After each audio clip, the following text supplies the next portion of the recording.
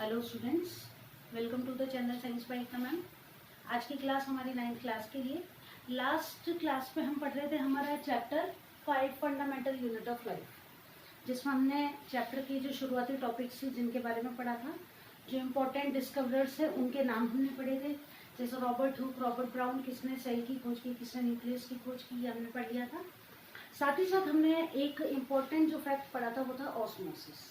और ऑस्मोसिस के थ्रू हमने जो पढ़ा था 3 टाइप के सॉल्यूशंस पढ़े थे। तो चलो एक बार उनको रिवाइज कर लेते हैं। ऑस्मोसिस में आपने क्या पढ़ा था?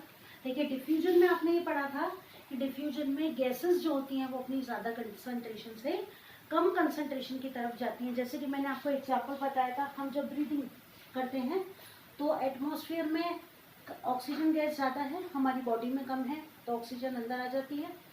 और एक्सहेल जब हम करते हैं तो हमारी बॉडी के अंदर कार्बन डाइऑक्साइड गैस ज़्यादा हो जाती है, बाहरी वातावरण में बहुत कम होती है, जिसकी वजह से कार्बन डाइऑक्साइड गैस बाहर निकाल दी जाती है। इसके बाद अगला जो हमने टॉपिक पढ़ा था ये तो था डिफ्यूजन। अगला है ऑस्मोसिस, है ना। ऑस्मोसिस और डिफ्यूजन में अंतर केवल इतना है कि यहाँ पर एक चीज जरूरी है, थ्रू सेमी परमिएबल मेम्ब्रेन। यहाँ जो गैसियस एक्सचेंज हो रहा है, यहाँ आपको ये कंडीशन जरूरी नहीं है कि कोई सेमी परमिएबल मेम्ब्रेन प्रेजेंट हो। ऑस्मोसिस के लिए जरूरी है कि जो आदान प्रदान होगा, ठीक है, तो यहाँ पर आदान प्रदान हो रहा है किस चीज का? वाटर मॉलिक्यूल्स का, जो कि हमेशा, ये ध्यान रखिए, हमेशा अपनी हायर कंसंट्रेशन से कहाँ जाएंगे? लोअर कंसंट्रेशन की तरफ ही जाएंगे। ये आपको याद रखना है। और इसके लिए हमने 3 तरह के सॉल्यूशंस पढ़े थे। पहला हमने पढ़ा था हाइपरटोनिक सॉल्यूशन, दूसरा हमने पढ़ा था आइसोटोनिक सॉल्यूशन, और तीसरा हमने पढ़ा था हाइपोटोनिक सॉल्यूशन। याद आ गया? हाइपरटोनिक सॉल्यूशन जिसके अंदर क्या हो? हाइपरटोनिक सॉल्यूशन वो अति परासरी विलयन, यानी जिसमें वाटर मॉलिक्यूल्स कम है ना। तो इस सॉल्यूशन के अंदर अगर आप सेल को रखेंगे तो क्या होगा? यहाँ बाहर वाटर मॉलिक्यूल्स कम है, सेल के अंदर वाटर मॉलिक्यूल्स ज्यादा हैं, तो क्या होगा? सेल श्रिंक हो जाएगी और पानी बाहर आ जाएगा। आइसोटोनिक सॉल्यूशन में जब आप सेल को डालोगे तो ना तो पानी अंदर जाएगा और ना ही पानी बाहर आएगा। और हाइपोटोनिक सॉल्यूशन की जब हम बात करें तो हाइपोटोनिक सॉल्यूशन बहुत ज्यादा डाइल्यूट होता है। सेल को जब इसके अंदर डाला जाता है तो इसके अंदर वाटर मॉलिक्यूल सेल से भी ज्यादा होते हैं, इसलिए क्या होगा? वाटर का फ्लो बाहर से सेल के अंदर की तरफ, यानी कि water will go in the cell. यहाँ water will come out from the cell, और यहाँ पर नो एक्सचेंज।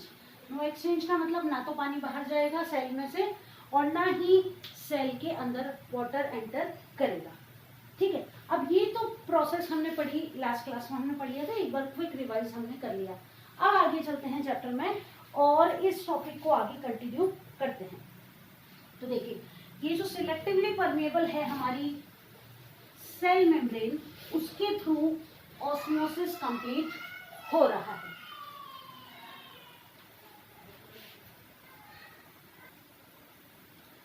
तो अब जब हमने पढ़ लिया ऑस्मोसिस के बारे में, तो अब हम ये जानें कि ये ऑस्मोसिस काम कहाँ आ रहा है। तो देखो, ऑस्मोसिस कहाँ कहाँ काम आ रहा है। पहली बात तो वो ऑर्गेनिज्म जो पानी के अंदर रह रहे हैं, बहुत छोटे हैं, जिनको कि हम कह सकते हैं यूनिसेल्युलर ऑर्गेनिज्म।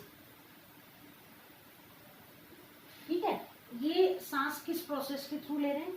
ऑस्मोसिस के थ्रू। ये इनके लिए जरूरी है। दूसरा, प्लांट्स जो हैं ये वाटर इनटेक कर रहे हैं किस प्रोसेस के थ्रू? ये भी कर रहे हैं ऑस्मोसिस के थ्रू। तो ऑस्मोसिस इनके लिए बहुत ज्यादा जरूरी है। आगे बात समझ में? अब देखो, यूनिसेल्युलर ऑर्गेनिज्म है, उनकी बॉडी एक सेल की बनी हुई है, बाहर सेल मेम्ब्रेन है, बाहर पानी है, अंदर उनकी बॉडी के अंदर लिक्विड है, साइटोप्लाज्म है। इसके बारे में अभी हम आगे पढ़ेंगे साइटोप्लाज्म क्या है। तो क्या होगा कि उनका गैसियस एक्सचेंज जो होगा वो कैसे होगा? यूनिसेल्युलर ऑर्गेनिज्म के अंदर वो इस प्रोसेस के थ्रू ही होगा। दूसरी बात, प्लांट्स पानी अंदर ले रहे हैं। आप पानी कहाँ दे रहे हो? पौधों में, जड़ के अंदर, लेकिन वो पहुंच कहाँ रहा है? पूरे पानी के अंदर, पौधे के अंदर। किस प्रोसेस के थ्रू? ऑस्मोसिस, क्योंकि वही सेल के बाहर आउटर मोस्ट लेयर है, सिलेक्टिवली परमिएबल है और वो पानी को अंदर एंटर होने दे रही है। कब तक होने दे रही है? जब तक कि बाहर की कंसंट्रेशन सेल के अंदर कंसंट्रेशन के इक्वल नहीं हो जाती है। क्लियर है? अब देखो ये प्रोसेस तो हो गई ऑस्मोसिस। अब ये जो प्लाज्मा मेम्ब्रेन है या सेल मेम्ब्रेन है, ठीक है, ये क्या करती है कि जो वाटर एनिमल्स होते हैं ना, जो पानी के अंदर रहते हैं, यूनिसेल्युलर ऑर्गेनिज्म जैसे अमीबा, पैरामीशियम वगैरह, तो पानी के बाहर अगर कोई खाने वगैरह के पार्टिकल्स होते हैं तो ये कैसे खाते हैं? इनके कोई अलग से मुंह हाथ पैर तो होते नहीं है, है ना, जिनकी मदद से खाना खाएं। तो इनकी जो प्लाज्मा मेम्ब्रेन होती है ना, यही इनको खाने को अंदर एंगल्फ करने में मदद करती है। और उसी प्रोसेस के थ्रू ये क्या करते हैं, खाने को भी अंदर लेते हैं, और वो क्या कहलाता है? एंडोसाइटोसिस। ठीक है, एंडोसाइटोसिस। जैसे अमीबा में आपने देखा होगा ना, ये अमीबा जैसे मान लो ये मैंने बना दिया अमीबा, यहाँ पर ये इसकी सूडोपोडिया है, ये इसका न्यूक्लियस है। मान लो यहाँ इसको कोई फूड पार्टिकल दिख जाएगा तो क्या करेगा, ये धीरे धीरे क्या करेगा, यहाँ इसके चारों तरफ ऐसे एक ऐसे कवरिंग बना लेगा धीरे धीरे, और ये खाना अंदर आ जाएगा। और फिर बाद में क्या होगा, दोबारा से जो एक्सक्रीटरी मटेरियल होंगे वो भी इसी तरह यहाँ क्या होगा, एक ये एक्सक्रीटरी मटेरियल, मान लो ये तो न्यूक्लियस है, ये एक्सक्रीटरी मटेरियल है, तो धीरे धीरे क्या होगा, पहले ये ऐसे है, फिर क्या होगा, ये इस तरीके से एक खांच बन जाएगी, फिर धीरे धीरे ये एक्सक्रीटरी प्रोडक्ट क्या होगा, ये दोबारा से सूडोपोडिया बन जाएगा और इसको बाहर निकाल दिया जाएगा। तो ये प्रोसेस क्या कहलाती है, एंडोसाइटोसिस। अब बाहर निकाला तो क्या हो जाएगा, एक्सोसाइटोसिस। तो जो काम की चीज नहीं है वो एक्सो नहीं बाहर, तो बाहर निकालना एक्सक्रीटरी प्रोडक्ट्स को, ये कहलाएगा एक्सोसाइटोसिस। और जो खाने के पार्टिकल्स हैं उनको अंदर एंगल्फ कर लेना, ये क्या कहलाता है, एंडोसाइटोसिस। नोट करोगे तो देखो लिखो। अब ये जो एंडोसाइटोसिस है ना, ये भी दो तरह का होता है। एंडोसाइटोसिस क्या है, वाटर ऑर्गेनिजम्स या यूनिसेल्युलर ऑर्गेनिज्म भी थे तो ज्यादा ठीक रहेगा, unicellular organisms engulf their food with the help of plasma membrane by the process known as, क्या कहोगे आप इसको, एंडोसाइटोसिस। अब ये एंडोसाइटोसिस दो तरह का होता है। अब आप पूछोगे भाई मैम कितनी कौन कौन सी दो तरह होगी, खाना तो अंदर ही तो खाना है। तो देखो ये होता है पिनोसाइटोसिस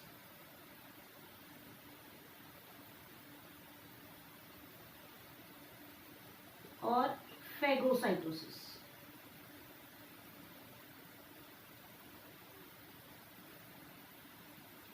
पिनोसाइटोसिस अगर लिक्विड फूड को एंगल्फ किया जा रहा है, लिक्विड प्रोडक्ट्स को एंगल्फ किया जा रहा है, लिक्विड फॉर्म में खाना लिया जा रहा है, तो कहलाता है पिनोसाइटोसिस, है ना। और अगर सॉलिड पार्टिकल्स को अंदर एंगल्फ किया जा रहा है तो ये कहलाता है फेगोसाइटोसिस। तो बताओ जानकारी आई कि नहीं काम में, आई ना। एंडोसाइटोसिस समझ में आ गया कि जो खाना है उसको एंगल्फ, एंगल्फ यानी निगलना, ठीक है, क्योंकि कोई मुंह वगैरह तो है नहीं जिससे चबा सके, तो एंगल्फ करना खाने को वो तो कहलाता है एंडोसाइटोसिस।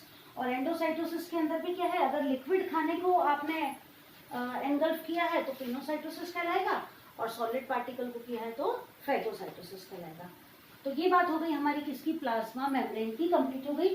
प्लाज्मा मेम्ब्रेन को हमने कंप्लीट कर लिया, ठीक है। अब आगे बढ़ते हैं अगले टॉपिक पर, और अगला टॉपिक सेल मेम्ब्रेन के बाद अपन पढ़ते हैं सेल वॉल के बारे में। प्लाज्मा मेम्ब्रेन या सेल मेम्ब्रेन हमने पढ़ ली, अब हम आते हैं सेल वॉल पर। तो पहला क्वेश्चन तो ये आता है कि सेल वॉल कहाँ होती है, अगर हमारे शरीर में है तो कहाँ है ये सेल वॉल। तो कुछ अंदाजा लगा सकते हो हमारी बॉडी में कहाँ पर मिलेगी सेल वॉल, और मिलेगी भी कि नहीं, ये भी तो बात है। तो देखो हमारी बॉडी के अंदर सेल वॉल होती ही नहीं है, क्योंकि सेल वॉल केवल और केवल कहाँ पाई जाती है, प्लांट सेल के अंदर। 8th क्लास में आपने पढ़ा है ना। तो सेल वॉल जो होती है found only in plants, only in plants. पहला क्वेश्चन तो ये क्लियर हो गया। ठीक है, ये क्या होती है, एक रिजिड आउटर मोस्ट कवरिंग। ये जो हमारी प्लांट सेल है ना, तो ये इस तरीके से होती है। इसका न्यूक्लियस जो होता है वो थोड़ा साइड में होता है, यहाँ वैक्यूल्स होती है, यहाँ न्यूक्लियस होता है साइड में। अब इसकी जो आउटर कवरिंग होती है ना, यहाँ पर एक क्या पाया जाता है, सेल वॉल पाई जाती है। अब देखो प्लांट्स जो होते हैं ना, अब हम तो अपनी रक्षा खुद कर सकते हैं, लेकिन अब ये प्लांट्स अपनी रक्षा कैसे करें? प्लांट्स को अपनी रक्षा करने के लिए कोई ना कोई तो ऐसा नेचर की तरफ से कुछ मिला हुआ होगा जिसकी वजह से वो अपनी हेल्प जो है वो खुद कर सकते हैं। ठीक है, तो जानवरों से बचाने के लिए, तूफान से और नेचर की कैलेमिटी से बचाने के लिए ये हम मान सकते हैं कि प्लांट्स जो होते हैं ना, इनकी सेल के आउटर यानी कि कहाँ पाई जाएगी, प्लाज्मा मेम्ब्रेन के बाहर, है ना, सबसे बाहर की तरफ। अब क्यों पाई जाएगी, तो पेड़ों की सुरक्षा करने के लिए। तो ये एक रिजिड आउटर मोस्ट कवरिंग होती है which is found outside plasma membrane. ठीक है, तो रिजिड यानी मोटी सी, और कहाँ पाई जाएगी, प्लाज्मा मेम्ब्रेन के बाहर की तरफ पाई जाएगी। ठीक है, अब ये जो प्लांट सेल है, इसमें से जब पानी, मान लो कि प्लांट सेल है और इसको हमने किसी हाइपरटोनिक सॉल्यूशन में डाल दिया, तो क्या होगा कि सेल, प्लांट सेल के अंदर जितना ज्यादातर वैक्यूल्स होती हैं, उन वैक्यूल्स में पानी या एयर भरी हुई है, तो वो क्या निकल जाएगी, बाहर निकल जाएगी। और होगा क्या कि सेल श्रिंक हो जाएगी और इसका जो न्यूक्लियस और सारा जो न्यूक्लियर मटेरियल है ना, वो एक जगह कोने में इकट्ठा हो जाएगा। ये जो प्रोसेस होती है, ये जो प्रक्रिया है, इसे कहा जाता है प्लाज्मोलाइसिस। प्लाज्मोलाइसिस कहा जाता है। ठीक है, तो सेल के अंदर, ये जो प्लांट सेल होती है ना, उसके अंदर प्लाज्मोलाइसिस पाया जाता है कि सेल को जब हम किसी हाइपरटोनिक सॉल्यूशन में रख दें तो सेल का सारा लिक्विड पार्ट बाहर निकल जाए सेल मेम्ब्रेन और सेल वॉल के थ्रू, और जितना भी न्यूक्लियर मटेरियल है वो एक जगह कोने में श्रिंक होकर इकट्ठा हो जाए।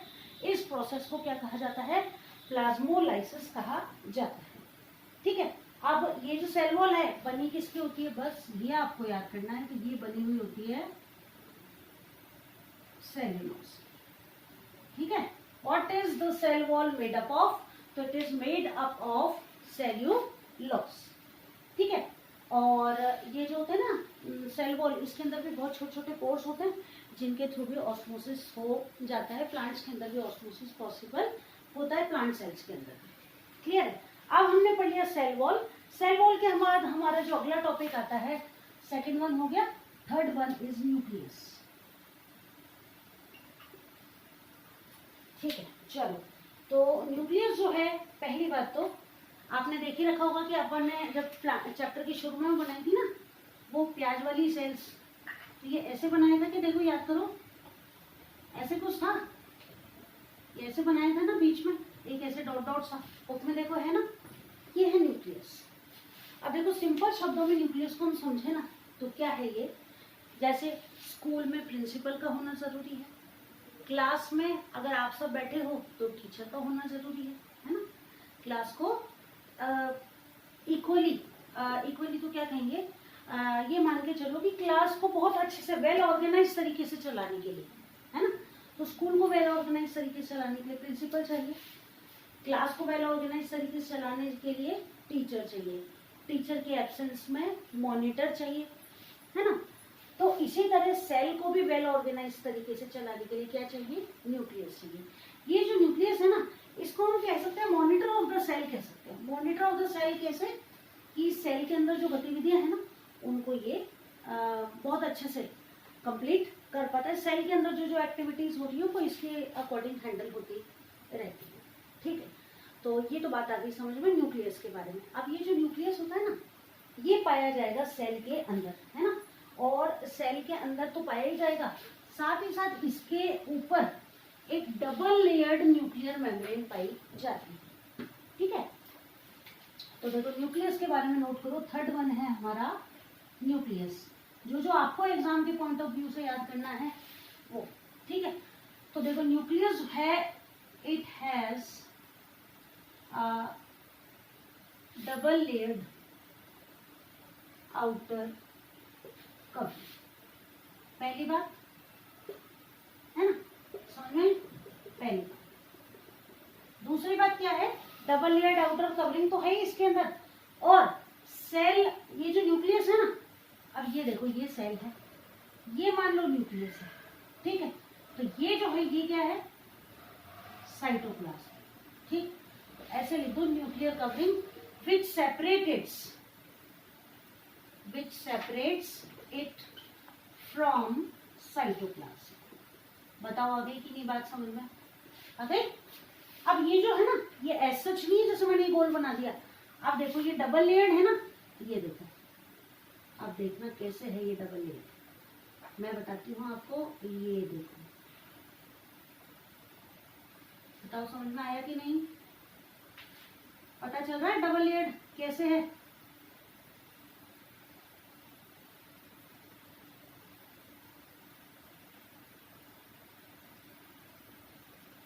समझ में आ गया, डबल लेयर्ड है, लेकिन इसके अंदर ऐसे नहीं, इतने बड़े नहीं, बहुत छोटे छोटे माइन्यूट पोर्स होते हैं, और ये पोर्स क्या मदद करते हैं, जो न्यूक्लियस के अंदर मटेरियल है उनका और जो साइटोप्लाज्म के अंदर मटेरियल है उनके आने जाने की मात्रा का बैलेंस करते हैं। ये हो गया हमारा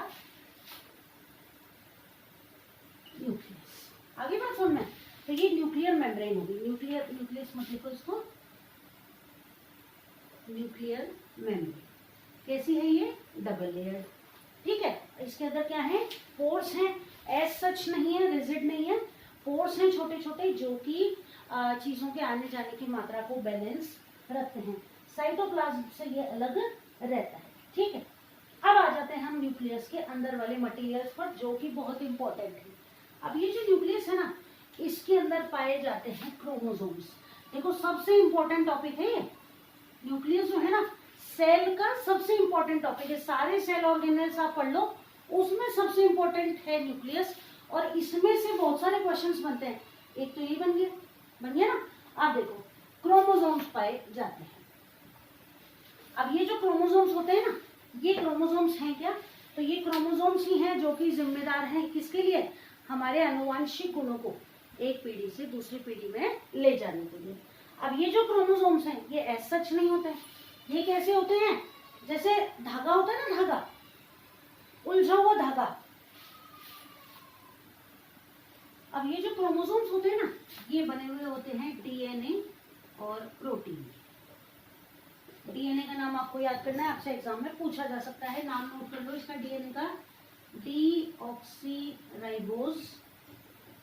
न्यूक्लिक एसिड, ठीक है, डीऑक्सीराइबोज न्यूक्लिक एसिड। हिंदी में आप लिखोगे तो इसको कर दोगे डीऑक्सीराइबोज न्यूक्लिक, और एसिड की जगह आप लिख दोगे अम्ल। अब ये जो क्रोमोसोम है ना, ये इन डीएनए और प्रोटीन के बने हैं। डीएनए जो होता है ये हमारे आनुवांशिक गुणों को एक पीढ़ी से दूसरी पीढ़ी में लेकर जाते हैं, ठीक है। अब देखो क्रोमोसोम जो होते हैं, ये डीएनए जो होते हैं ना, ये क्रोमोसोम एज सच कोई रिजिड स्ट्रक्चर नहीं है, डीएनए जो होते हैं ये किसके अंदर, ये क्रोमेटिन फाइबर्स के रूप में होते हैं, क्रोमेटिन फाइबर्स। अब सेल के अंदर जब हम न्यूक्लियस में देखते हैं ना, तो ये ऐसे कोई क्रोमोसोम अलग से कोई चीज रखी हुई नहीं है। हम जब सेल को देखते हैं अच्छे किसी माइक्रोस्कोप में, अच्छे मैग्नीफाइंग माइक्रोस्कोप में, तो ये जो क्रोमेटिन फाइबर्स हैं जो कि किसका रूप है, क्रोमोसोम्स का ही, ये क्रोमेटिन फाइबर्स, क्योंकि फाइबर्स कह रहे हो ना, तो जैसे अपने धागा नहीं होता है सिलाई करने वाला धागा, वो उलझा हुआ पड़ा हुआ, बिल्कुल वैसे ही ये क्रोमेटिन फाइबर्स लगते हैं। डीएनए और प्रोटीन से मिलकर ये बना है, तो ये हमारा न्यूक्लिक मटेरियल हो गया जो कि किसके अंदर पाया जाता है, न्यूक्लियस के अंदर। अब क्या होगा, सेल डिवीजन जब भी होगा, ये जो क्रोमोसोम्स हैं ये जिम्मेदार हैं किसके लिए, सेल डिवीजन के लिए। सेल डिवीजन क्या होगा, सेल डिवीजन आपको पता ही है कि हर काम को जब हम करते हैं तो हमारी सेल्स नष्ट होती रहती हैं और नई सेल्स लगातार बनती रहती हैं। एक सेल को बनने में, डिवाइड होने में लगभग 24 घंटे का समय लगता है, ठीक है। अब इन हर सेल का लाइफ स्पैन अलग अलग होता है, आरबीसी का अलग होता है, हमारी बॉडी सेल्स सोमेटिक सेल्स का अलग होता है ना। अब बात करते हैं आगे कि ये जो सेल्स डिवाइड होती रहती हैं, तो दो तरह का डिवीजन होता है सेल डिवीजन में भी। एक तो होता है माइटोसिस, है ना, पहला डिवीजन जो होता है ये तो होता है माइटोसिस, और दूसरा डिवीजन जो होता है ये होता है मियोसिस। ये जो माइटोसिस है ये हमारी बॉडी सेल्स में हमेशा होता रहता है, लगातार, है ना। तो ये हमेशा होता रहता है, एक सेल से दो सेल बन जाती है, ये जो मियोसिस है इसे कहते हैं अर्धसूत्री विभाजन। ये है समसूत्री, ये है अर्धसूत्री। ये जो डिवीजन होता है ये केवल कब होता है? At the time of reproduction, at the time of reproduction. तो इसीलिए तो हम कह रहे हैं कि माता पिता के गुणों को एक पीढ़ी से दूसरी पीढ़ी में लेकर जा रहे हैं कौन? क्रोमोसोम्स।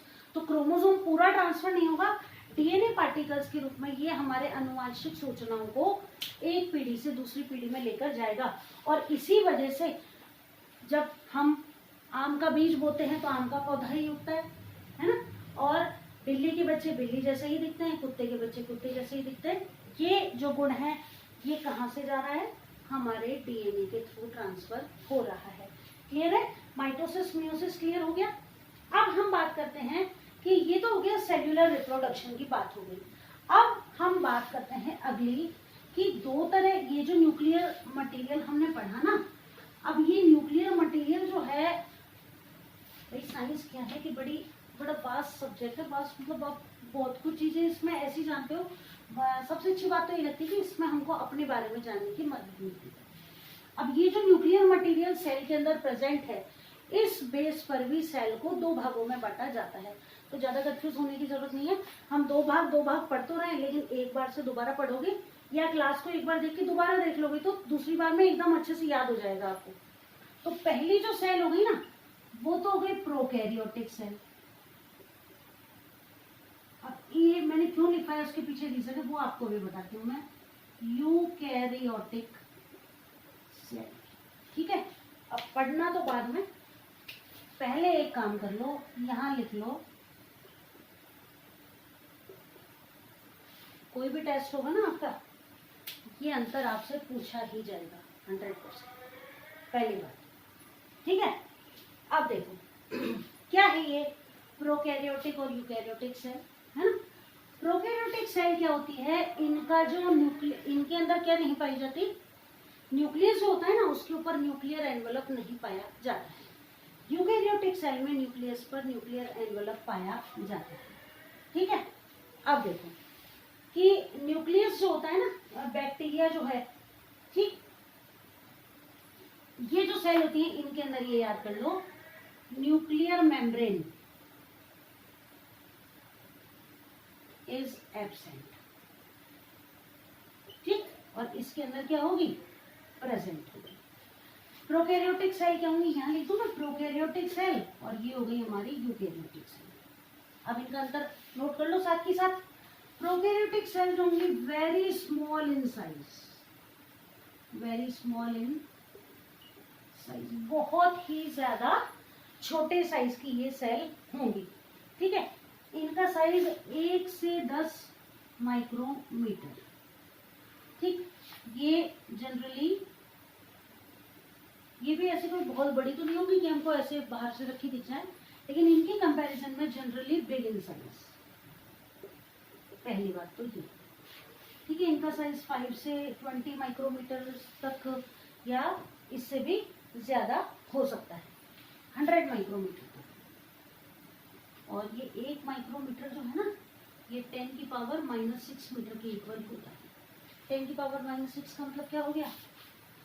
1 2 3 4 5 6, 1 2 3 4 5 6, हाँ, ठीक है।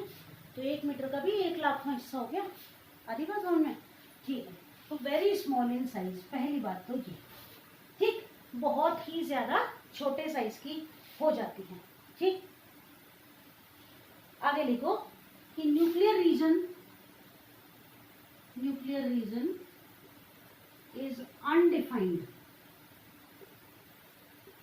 अनडिफाइंड मतलब कि न्यूक्लियस वाली जो जगह है ना, वहां कुछ नहीं है, सब कुछ साइटोप्लाज्म के अंदर ही बिखरा हुआ है। यहां आप लिखोगे nuclear region is well defined, जिसको आप न्यूक्लियस कह दोगे। और यहां पर अनडिफाइंड जो है ना, विच इज कॉल्ड, इसको क्या कहोगे आप? न्यूक्लियोइड। न्यूक्लियस तो नहीं है, लेकिन न्यूक्लियस जैसा मान लेते हैं। तो nuclear region undefined and known as nucleoid, ठीक। इसके अंदर क्रोमोसोम जो होंगे वो कितने होंगे? लिखो क्रोमोसोम कैसा होगा? सिंगल, केवल एक क्रोमोसोम होगा, ठीक है। और यहां पर लिखो more than one chromosome, more than one. तो देखो कैसे पता चलेगा आपको, आपने पढ़ा होगा ना आपने कि मनुष्य में गुणसूत्र के 46 जोड़े पाए जाते हैं, तो 46 तो हमारे अंदर ही है ना, 23 जोड़े पाए जाते हैं, 46 गुणसूत्र होते हैं, बिल्कुल। इसमें लिखो membrane bound, membrane bound cell organelles are absent, और यहां लिखो membrane bound cell organelles are present। हरी बात समझ में। अब देखो कि आपने ये देख लिया ना, तो यूकैरियोटिक और प्रोकैरियोटिक ऑर्गेनिज्म होंगे दो तरह के। यूकैरियोटिक में आप एग्जांपल लिख सकते हो यहाँ पर, प्रोकैरियोटिक में बैक्टीरिया, और यूकैरियोटिक में तो अपने ही एग्जांपल लिख लो, क्या दिक्कत है, कोई भी एनिमल ले लो, प्लांट ले लो, ये यूकैरियोटिक हो गए सारे। अब देखो तो प्रोकैरियोटिक में क्या होगा कि न्यूक्लियस तो है ही नहीं कहीं पर, तो जो जेनेटिक मटेरियल क्या होगा, साइटोप्लाज्म के अंदर ही बिखरा हुआ पाया जाएगा। आगे बात समझ में। तो genetic material is found lying in the cytoplasm, ठीक। No well defined nuclear region present which is known as nucleoid, clear. Chromosome केवल एक पाया जाएगा, और क्या होगा, मेम्ब्रेन बाउंड सेल ऑर्गेनेल्स, जैसे अपनी सेल में क्या पाया जाएगा, अलग से गोल्जी एपरेटस, अलग से पाया जाएगा गोल्जी एपरेटस के अलावा माइटोकॉन्ड्रिया, एंडोप्लाज्मिक रेटिकुलम, अलग अलग पाए जाएंगे। इसके अंदर ऐसा नहीं होता, सब कुछ वही बिखरा हुआ है, हौच पौच हो रखा है, ठीक है। जबकि ये वेल ऑर्गेनाइज सेल है, बड़े साइज की होगी, न्यूक्लियर रीजन वेल डिफाइंड, अलग से पता है आपको न्यूक्लियस कहाँ पर है, ठीक है। न्यूक्लियस के अंदर छोटे छोटे पोर्स हैं, मटेरियल जो है साइटोप्लाज्म से अलग कर रहे हैं, है ना। न्यूक्लियर जो एनवेलप है वो क्या कर रही है, न्यूक्लियस को साइटोप्लाज्म से अलग कर रही है, ठीक है। तो साइटोप्लाज्म से अलग हो जाएगा तो उसका डिपार्टमेंट अलग चल रहा है अंदर, जो कि उसका मेन काम है रिप्रोडक्शन वाला और सेल की एक्टिविटीज को कंट्रोल करना, वो उस काम को कर रहा है। बाहर साइटोप्लाज्म में अपना अलग काम चल रहा है, ठीक है। एक से ज्यादा क्रोमोसोम होंगे, जैसे कि मैंने अभी आपको बताया कि हमारे अंदर तो 46 क्रोमोसोम्स हैं, और यहाँ पर मेम्ब्रेन बाउंड सेल ऑर्गेनेल्स पाए जाएंगे अलग अलग, जो कि अलग अलग काम को सेल के अंदर परफॉर्म करें, ठीक है। अब अगला जो टॉपिक आता है, ये क्लियर है, ये नोट कर लिया कि नहीं बताओ, कर लिया, बस ये नोट कर लिया, और ये आपको बहुत अच्छे से याद करना है। आप ये मान के चलो कि अब आपके फाइनल एग्जाम नहीं हो जाएंगे ना, तब तक ये क्वेश्चन आपसे बार बार पूछा ही जाएगा, तो पूछो जाने दो, एक बार याद हो गया कहाँ दिक्कत है। अगला जो टॉपिक आता है वो आता है सेल साइटोप्लाज्म, ठीक है। सेल वॉल पढ़ लिया, अब हम आ गए साइटोप्लाज्म के अंदर, ठीक। अब साइटोप्लाज्म क्या है देखो, तो हमने पढ़ लिया साइटोप्लाज्म के बारे में, कोई ज्यादा परेशानी वाली बात नहीं है। प्रोकैरियोटिक सेल अगर है तो जो जेनेटिक मटेरियल है वो भी, और जो नॉट वेल ऑर्गेनाइज्ड जो सेल ऑर्गेनल्स हैं वो भी, वो सारे कहाँ पाए जाएंगे, इस साइटोप्लाज्म के अंदर घूमते हुए पाए जाएंगे। कहाँ पर, प्रोकैरियोटिक सेल में, है ना। अब ये साइटोप्लाज्म है क्या, तो देखो इसका सिंपल से बता दूं मैं आपको, सेल माइनस न्यूक्लियस, सही है। सेल में से न्यूक्लियस को हटा दो तो क्या बच गया, उसके प्लाज्मा मेम्ब्रेन के अंदर क्या बच गया, साइटोप्लाज्म ही तो बचा। ये सेल है आपकी, ये न्यूक्लियस है, ठीक है। अब ये सेल है, इसमें से आपने न्यूक्लियस हटा दिया, तो ये क्या बच गया सारा, साइटोप्लाज्म। ये सिंपल सा याद हो गया, ठीक है। तो प्रोकैरियोटिक सेल में तो सब चीजें इस साइटोप्लाज्म में ही पाई जाएंगी। साइटोप्लाज्म है क्या, इसमें ज्यादातर लिक्विड है, वाटर है ना। और मेम्ब्रेन बाउंड, अगर हम यूकैरियोटिक सेल की बात करें तो यूकैरियोटिक सेल के अंदर सारे सेल ऑर्गेनेल्स जो होंगे आर प्रेजेंट इन साइटोप्लाज्म। याद रहेगा कि जितने भी मेम्ब्रेन बाउंड लिखो भाई, यूकैरियोटिक सेल है ना मेम्ब्रेन बाउंड है, क्योंकि फिर प्रोकैरियोटिक सेल कैसे दिखाओगे खुद को? तो मेम्ब्रेन बाउंड गोल्जी एपरेटस हो गया, अगली क्लास में पढ़ेंगे उसको अपन।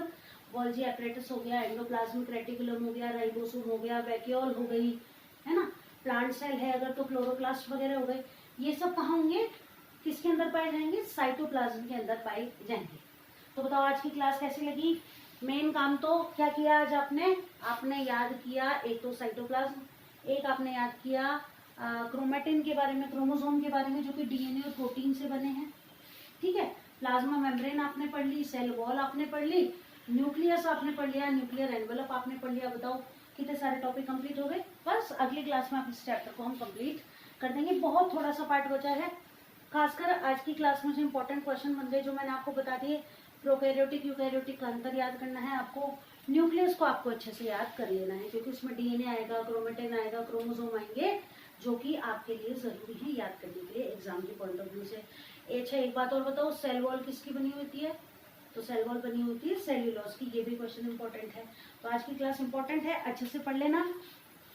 कोई दिक्कत हो दोबारा देख लेना, दोबारा में दिक्कत आती है तो क्वेश्चन लिख के भेज देना, दोबारा उसको सॉल्व करा दिया जाएगा। जल्दी मिलते हैं अगली क्लास में और इस चैप्टर को कंप्लीट कर लेंगे तब उस क्लास में। तो बाय।